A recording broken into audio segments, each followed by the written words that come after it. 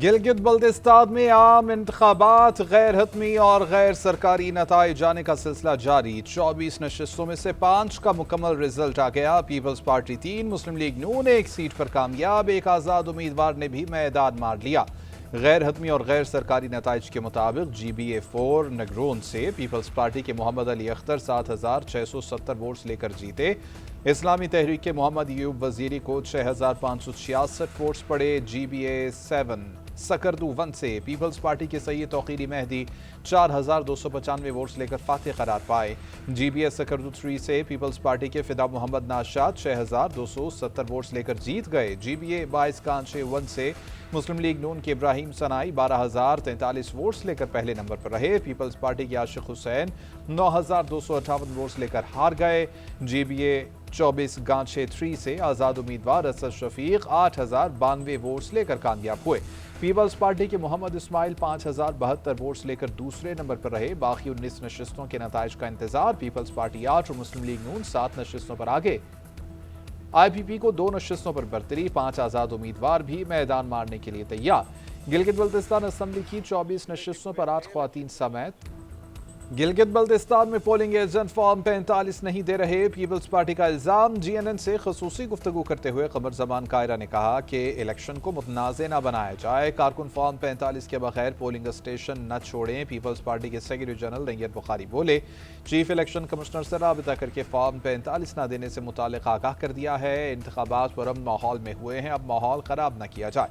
शाजी अमरी ने कहा कि फॉर्म 45 की फराहमी में ताखीरी हरबे नाकाबिल कबूल है। इंतखाबी नताइज में रद्द या अवामी मैंडेट पर डाका डालने की किसी कोशिश को कामयाब नहीं होने दिया जाएगा। उधर chief election commissioner Gilgit Baltistan का शफाफ इंतखाबी अमल यकीनी बनाने का हुक्म। तमाम रिटर्निंग अफसरान को अहम हिदायत जारी कर दी। मरासले में कहा कि प्रिजाइडिंग अफसरान पोलिंग एजेंट्स को फॉर्म 45 की मुसद्दक़ा कॉपी लाजमी फराहम करें।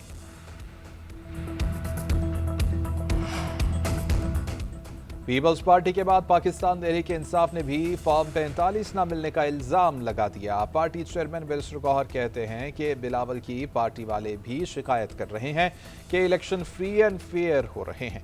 अवाम जिसको वोट दें उसी जमात को हक़ हुक्मरानी हासिल है। हम इस वक्त 23 सीटों पर इलेक्शन लड़ रहे हैं। आइन यही कहता है कि हर जगह इलेक्शन के लिए जा सकते हैं।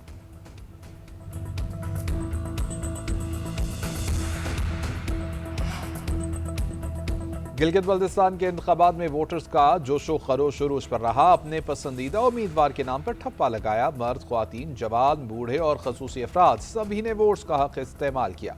गिलगित बल्तिस्तान इलेक्शन में इंतखाबी ज़ाब्ता इखलाक की खिलाफ वर्जियाँ भी हुई। दिया मेट्रो में पाबंदी के बावजूद वोटर मोबाइल फ़ोन लिए पहुंचे। वोट पर मुहर लगाने की वीडियो सोशल मीडिया पर अपलोड कर दी।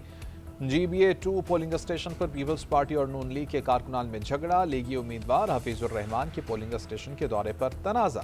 पोलिंग स्टेशन में दाखिले पर पीपल्स पार्टी का एतराज़। दोनों जमातों के कारकुन गुत्थम गुत्था हुए। वाक़े के वक्त निगरान वज़ीर दाखिला साजिद बेग भी पोलिंग स्टेशन में मौजूद थे। Chief election commissioner Gilgit Baltistan का मुख्तलिफ पोलिंग स्टेशन का दौरा। राजा शहबाज ने वोटिंग के अमल का जायजा लिया।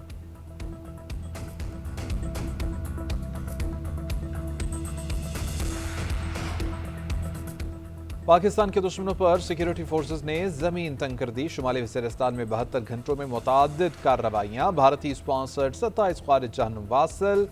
मलिक सैफुल्लाह दावड़ के कातिलों को भी अंजाम तक पहुंचा दिया। हलाक दहशतगर्दों से भारी तादाद में असलहा और गोला बारूद बरामद। ISPR के मुताबिक फोर्सेस ने बिरान शाह में ख़ारिज के मुतअद्दिद ठिकानों को निशाना बनाया। मारे गए ख़ारिज दहशतगर्दी और शहरियों की टारगेट किलिंग में मुलव्वस थे। इलाके में क्लियरेंस और सैनिटाइजेशन ऑपरेशन जारी। सदर ममलिकत, वज़ीर आज़म और वफाकी वज़ीर दाखिला का कामयाब ऑपरेशन पर सिक्योरिटी फोर्सेस को खिराज तहसीन। आखिरी दहशतगर्द के खात्मे तक कार्रवाइयाँ जारी रखने के अज़्म का अयादा।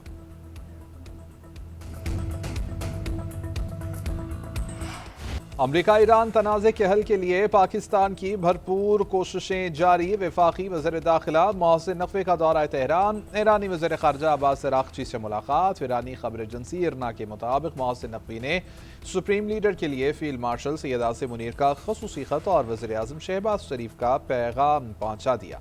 اس سے پہلے وزیر داخلہ ایرانی ہم منصب سکندر مومنی سے بھی ملے، کہا کہ ایران اور پاکستان کے درمیان برادرانہ تعلقات ہیں، امید ہے کہ وزیر اعظم اور فیلڈ مارشل کی کوششوں سے بحران ختم ہو جائے گا۔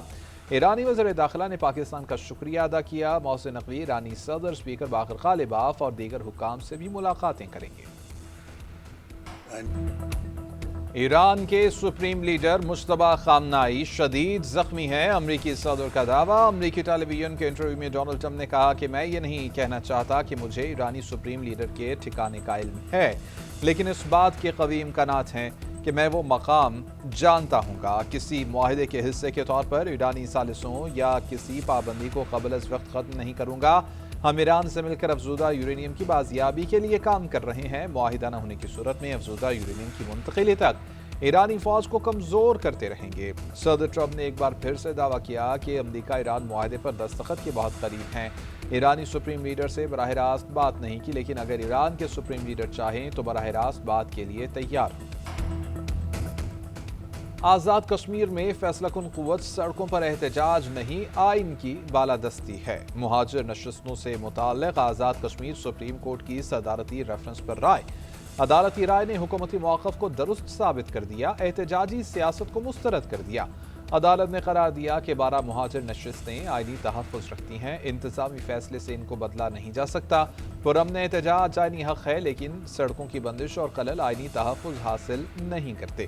کسی بھی فرد کے حقوق کا استعمال دیگر کے حقوق کو سلب کرنے کا جواز نہیں بن سکتا۔ انتظامیہ عوامی امن، آئینی نظم و ضبط اور قانون کی حکمرانی برقرار رکھنے کی پابند ہے۔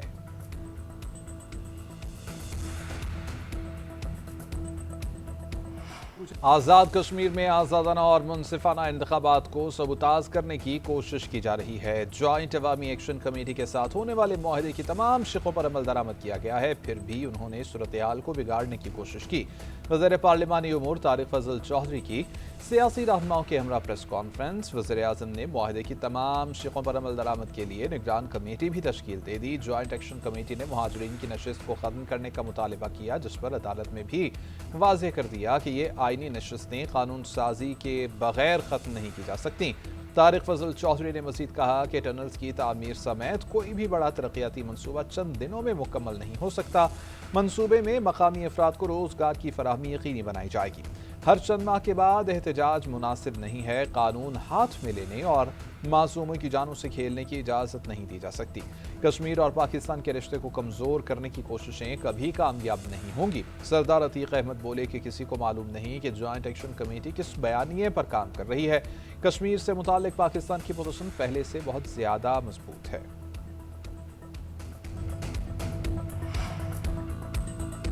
آزاد کشمیر کے سیاسی مسائل کے حل کے لیے مذاکرات کا راستہ اختیار کرنے پر اتفاق۔ بلاول بھٹو کی زیر صدارت پیپلز پارٹی آزاد کشمیر کی پارلیمانی قیادت کا 48 گھنٹوں میں تیسرا اجلاس۔ صدر آصف علی زرداری کی معاملات کو سیاسی مذاکرات اور افہام و تفہیم سے حل کرنے کی ہدایت۔ اجلاس میں تشدد اور محاذ آرائی سے گریز کرتے ہوئے سیاسی عمل کو آگے بڑھانے پر زور۔ ذرائع کے مطابق صدر آصف علی زرداری، وزیر اعظم شہباز شریف اور بلاول بھٹو زرداری کے درمیان اہم ملاقات کا امکان ہے۔ آزاد کشمیر کی مجموعی سیاسی صورتحال کا جائزہ لیا جائے گا۔ اعلیٰ سطح مشاورت کے بعد آزاد کشمیر کی آئندہ سیاسی حکمت عملی کو حتمی شکل دی جائے گی۔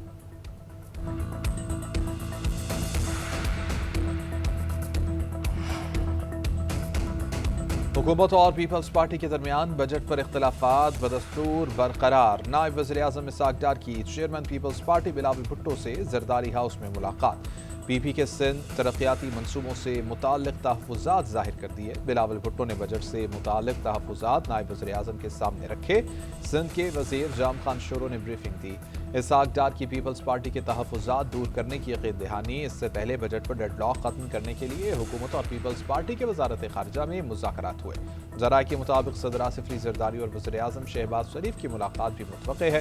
حکومت بجٹ پر پیپلز پارٹی کو اعتماد ملے گی۔ ذرائع کا کہنا ہے کہ صوبوں سے مرکز 1700 ارب روپے کے فنڈز کا تقاضا کر رہا ہے۔